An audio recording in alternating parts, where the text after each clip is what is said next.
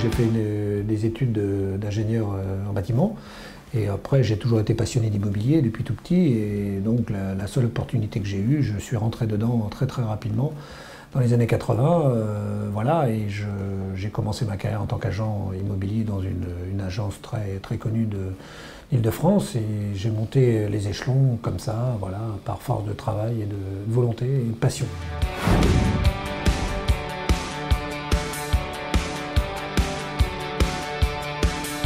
C'est un groupe familial, hein, puisque je suis le seul et unique patron, voilà, que j'ai créé dans les années 90 et actuellement comporte 3 bureaux physiques, hein, des bureaux dans l'Oise, puisqu'historiquement j'ai commencé ma carrière dans l'Oise, Chantilly-Senlis, qui sont des très belles villes, et toujours un peu positionnement luxe, si vous voulez, dans des secteurs dits un peu haut de gamme.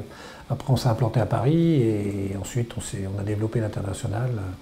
Dans un deuxième temps, après être passé par la Côte d'Azur et la montagne.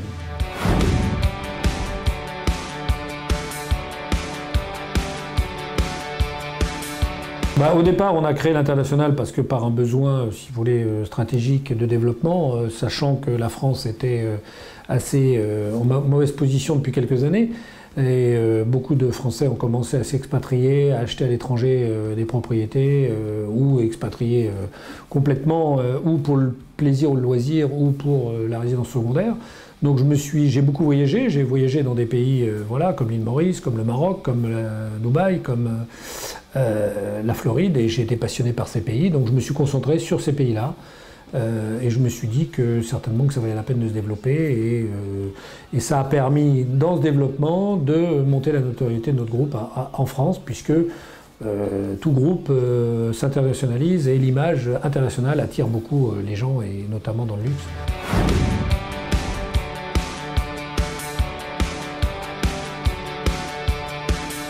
Alors l'immobilier de luxe, bon, le marketing immobilier, puisque c'est ça qui nous concerne, le marketing immobilier de luxe, bon, ça s'apprend bien évidemment. Je pense que les bases du marketing que vous pourriez apprendre à l'école ou autres sont importantes. Maintenant, c'est vrai qu'il y a une façon d'aborder le marketing du luxe.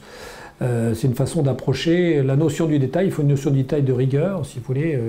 L'approche photo, l'approche visuelle est très importante, bien évidemment. Et maintenant, le développement se fait par tous les médias possibles et imaginables, hein, puisqu'ils sont divers et variés, entre le web, entre les réseaux sociaux et autres.